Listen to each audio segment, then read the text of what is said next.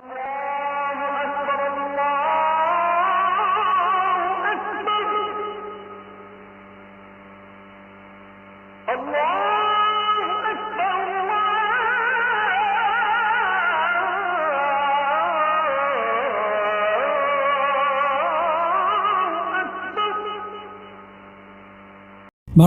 পশ্চিমবাংলার বেলডাঙ্গায় যে বাবরি মসজিদ নির্মিত হচ্ছে, এটা নিয়ে দেখছি অনেক ভাই এবং বোনেরা সমালোচনা করছেন।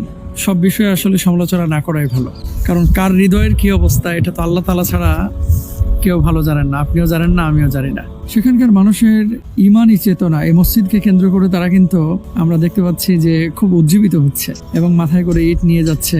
জাতীয় স্বার্থ আসলে মুসলমানরা এখন একত্রিত হতে পারে, এটা কিন্তু একটা বার্তা বহন করে। তো আপনারা জানেন যে 1991 সালে ভারতের প্রসিদ্ধ সেই বাবরি মসজিদ ধ্বংসের পরে এবং সেখানে একটা মন্দির নির্মাণ করা হয়েছে। তো মুসলমানদের হৃদয়ে রক্তক্ষরণ আগে থেকেই হচ্ছিল, নতুন করে এটা বলার অপেক্ষা রাখে না। হুমায়ুন কবির সাহেব যে উদ্যোগ নিয়েছেন মুর্শিদাবাদের বেলডাঙ্গায় প্রতীকী বাবরি মসজিদ নির্মাণ, এবং শুধু মসজিদ না, পাশাপাশি আরো মসজিদ কমপ্লেক্সে উনি হসপিটালের কথা বলেছেন, পার্কের কথা বলেছেন, অর্থাৎ গার্ডেনের কথা বলেছেন, বিশ্ববিদ্যালয়ের কথা বলেছেন। তো এই ধরনের একটা কমপ্লেক্স যে কোনো দেশে যে কোনো মানুষের উদ্যোগ নিতে পারে। বাংলাদেশে যারা সনাতনী ভাই আছেন, হিন্দু ভাইয়েরা আছেন, তারা কি মন্দির নির্মাণ করতে পারেন না? অবশ্যই পারেন, তাদের স্বাধীনতা আছে। খ্রিস্টানরা তাদের গির্জা নির্মাণ করতে পারেন, তাদের স্বাধীনতা আছে। কিন্তু মুসলমানদের এই বাবরি মসজিদ নিয়ে অনেকে রাজনীতির কথা বলছেন যে এটা হয়তো বা রাজনৈতিক কোনো ইস্যু থাকতে পারে। তো রাজনীতির ইস্যু যদি থেকে থাকে, অলরেডি কিন্তু মমতা ব্যানার্জির দল তাকে বহিষ্কার করেছে, আপনারা হয়তো বা জানেন। এখন কার হৃদয়ের কি অবস্থা এটা তো আমরা বলতে পারবো না। যদি আল্লাহকে রাজি খুশি করার জন্য হুমায়ুন কবির সাহেব উদ্যোগ নিয়ে থাকেন, অবশ্যই আমরা উৎসাহিত করছি এবং তার জন্য দোয়া করছি আল্লাহ সুবহানাহু ওয়া তাআলা যেন তাকে এই প্রজেক্টের ওসিলায় মাফ করেন এবং একটা এমন বারাকার জীবন দান করেন যে জীবনটা সে দিনের জন্য, ইসলামের জন্য কাজ করে কাটাতে পারে। এখন আপনাদেরকে দু একটি বিষয় বলবো। দেখেন, ভারতে আমি প্রচুর মাহফিল করেছি অতীতে। বেলডাঙ্গা আমি নিজেও চিনি, কয়েকবার গিয়েছিও। তারপরে মুর্শিদাবাদে তো মোটামুটি সব এরিয়ায় আমার যাওয়া হয়েছে। সেখানকার মানুষের ইমানি চেতনা এই মসজিদকে কেন্দ্র করে তারা কিন্তু আমরা দেখতে পাচ্ছি যে খুব উজ্জীবিত হচ্ছে এবং মাথায় করে ইট নিয়ে যাচ্ছে। আজকে শুনলাম হুমায়ুন কবির সাহেব বললেন যে এক ব্যক্তি সকাল 10টায় ফোন করে তাকে বলেছেন সম্ভবত একা 80 কোটি টাকা দিতে চেয়েছেন।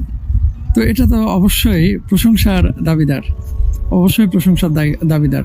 এবং দূর দূরান্ত থেকে দেখলাম যে জঙ্গিপুর থেকে, বীরভূম থেকে, মালদা থেকে, ওইদিকে আপনার শেখপাড়া থেকে, ডোমকল থেকে বহু মানুষ কিন্তু 2-3টা ইট নিয়ে অনেকে যাচ্ছেন সেখানে কন্ট্রিবিউট করতে। কেউ 10 টাকা দিচ্ছেন, কেউ 20 টাকা দিচ্ছেন। তো এগুলোকে আসলে নেগেটিভলি দেখার কোনো সুযোগ নেই। এটা মুমিনদের ইমানের যে জাগরণ, যে জাতীয় স্বার্থ আসলে মুসলমানরা এখন একত্রিত হতে পারে, এটা কিন্তু একটা বার্তা বহন করে। এখন আসেন, অনেকে বলবেন যে সাম্প্রদায়িক দাঙ্গা বাড়তে পারে এই ঘটনাকে কেন্দ্র করে। এখন উগ্র কোনো সংগঠনের সদস্যরা, সেটা হিন্দু হোক, খ্রিস্টান হোক, অথবা যে ধর্মেরই হোক না কেন, অতি উৎসাহী হয়ে যদি কারো ধর্মীয় অনুভূতিতে আঘাত করে, সেক্ষেত্রে আপনি কতদিন চুপ থাকবেন বলেন? তো বাংলাদেশে অথবা অন্যান্য দেশে, যেমন আমি এখন বসে আছি লন্ডনের একটা পার্কে, ওই যে পেছনে যে বিল্ডিংটা দেখতে পাচ্ছেন, এর ঠিক 200 মিটারের মধ্যে কিন্তু একটা মন্দির আছে, এবং আমার সামনে 1 কিলোমিটারের মধ্যে কিন্তু কয়েকটা মসজিদ আছে।